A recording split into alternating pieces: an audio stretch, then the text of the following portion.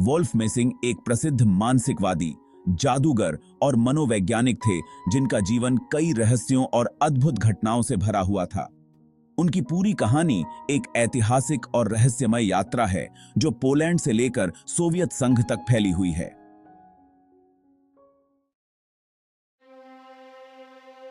Wolff messing का जन्म 10 सितंबर 1899 को पोलैंड के एक छोटे से गांव में हुआ था।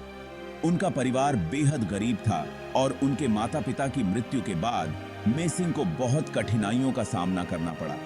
उनकी शिक्षा भी पूरी नहीं हो पाई, लेकिन वे हमेशा विशेष क्षमताओं से संपन्न रहे। मेसिंग की मानसिक क्षमताएं काफी असाधारण थीं। वे भविष्य को देखने, दूसरों के विचार पढ़ने और अद्भुत मानसिक प्रयोग करने में सक्षम थे। उनकी क्षमताओं ने उन्हें एक प्रसिद्ध मानसिकवादी बना दिया। उन्होंने अपने जीवन में कई बार अद्भुत प्रदर्शन किए, जिनसे उनकी प्रसिद्धि बढ़ी थी। 1930 के दशक में मेसिंग जर्मनी में भी प्रसिद्ध हो गए और वहां उन्होंने कई शो किए। उनकी अद्भुत क्षमताओं ने उन्हें आदर्श व्यक्ति बना दिया। हालांकि जब नाजी शासन ने सत्ता संभाली तो उन्होंने मेसिंग को पकड़ने और उनकी शक्तियों का इस्तेमाल करने की कोशिश की। मेसिंग ने अपनी मानसिक क्षमताओं का उपयोग करके नाजी अधिकारियों से बचने में सफल रहे। 1940 के दशक में वे सोवियत संघ चले गए।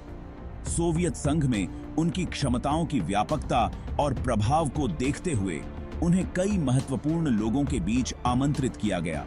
वोल्गा मेसिंग ने सोवियत नेताओं के साथ काम किया और उनकी क्षमताओं से उनकी सोच और कार्यशैली पर प्रभाव डाला। वोल्फ मेसिंग के जीवन की कई घटनाएं रहस्यमय और चौंकाने वाली रही हैं। उनके बारे में कहा जाता है कि उन्होंने भविष्यवाणियां की जो सच साबित हुई, जैसे कि युद्ध की भविष्यवाणी और महत्वपूर्ण घटनाओं के बारे में भविष्यवाणियां। उनकी एक प्रसिद्ध घटना यह थी कि उन्होंने एक बार एक जर्मन अधिकारी को मानसिक रूप से नियंत्रित किया और अपने लक्ष्य को सफलतापूर्वक पूरा किया।